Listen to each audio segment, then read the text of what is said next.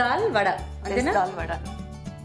ఓకేనండి, మరి వెజ్ దాల్ వడ తయారు చేయడానికి కావాల్సిన ఐటమ్స్ ఏంటో ఇప్పుడు చూద్దాం. మినపప్పు 1 కప్పు, పెసరపప్పు 1/2 కప్పు, కందిపప్పు 1/2 కప్పు, అలసందలు 1/2 కప్పు, పచ్చిశనగపప్పు 1/2 కప్పు, పచ్చి బఠానీలు 1/2 కప్పు, ఉల్లిపాయ ముక్కలు 1 కప్పు, జీలకర్ర 1 టీ స్పూన్, తోటకూర 1 కప్పు, పచ్చిమిరపకాయలు 4, అల్లం చిన్న ముక్క, ఉప్పు తగినంత, కారం తగినంత, కొత్తిమీర 1/2 కప్పు, నూనె డీప్ ఫ్రైకి సరిపడా. ఓకే, స్టార్ట్ చేద్దాం లక్ష్మి గారు. ఓకేనండి. సో ఫస్ట్ ఏం చేయాలి?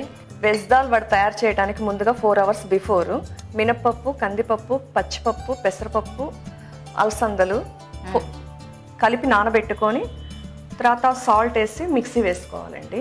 సో 5 కలిపి నానబెట్టేసుకోవచ్చు. 5 పప్పులు అన్ని కలిపి నానబెట్టేసుకోవచ్చు. నానబెట్టుకొని మిక్సీ చేసేసి సాల్ట్ వేసి మిక్సీ వేసుకోవాలి. ఓకే, తర్వాత సో ఇంక ఇప్పుడు ఇందులో అన్ని కలిపేసుకోవటమేనా? అన్ని కలిపేసుకోవటం అండి. అయితే ఆయిల్ కూడా హీట్ చేసేసుకుందాం. ఈ లోపల ఆయిల్ హీట్ చేసేసుకుందాం.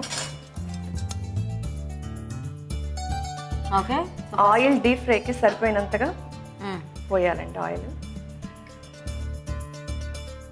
ఓకేనా? ఆయిల్ వేడెక్కే లోపల ఈ మిక్సీ చేసుకున్న పిండిలో జీలకర్ర, పచ్చిమిరపకాయలు, అల్లం తరుగు సన్నగా ముక్కలు కట్ చేసి సన్నగా ముక్కలు తరిగినవన్నీ కలిపేసుకోవాలండి. ఓకే, నెక్స్ట్ తోటకూర కడిగేసుకుని తోటకూర, కొత్తిమీర తరిగేసుకోవాలండి సన్నగా.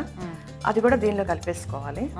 గ్రీన్ పీస్ కూడా మళ్ళీ జస్ట్ ఫ్రీజర్లో కదండి, అది ఇట్స్ చిందకుండా ఉండటానికని ఇలా నలిపి వేయాలండి. ముందుగానే ముక్కలు చేసుకున్న ఆనియన్స్ దీనిలో కలపాలండి. ఇవన్నీ సమంగా కలిసేట్టుగా కలుపుకోవాలి ముద్దలాగా. సో మొత్తానికి ఎర్రకారం కావాలంటే వేసుకోవచ్చు, లేకపోతే అక్కర్లేదు. అవునండి. ఇప్పుడు ఇంక వేయొచ్చా మనం? సరిపోతుంది. ఆయిల్ హీట్ ఎక్కింది కదండి, వేయొచ్చు. ఇంకా దీన్ని ఆయిల్ చేసేసుకుని కవర్ మీద ఆయిల్ ఇలా పూసుకొని చేతికి కూడా ఆయిల్ రాసుకొని చిన్న చిన్న ఉండలుగా చేసుకొని ఇలా నొక్కేసి ఆయిల్లో వేసుకోవాలండి. ఓకే, ఇప్పుడు దీనికి కాంబినేషన్ ఏంటి? టమాటో సాసా? అవునండి.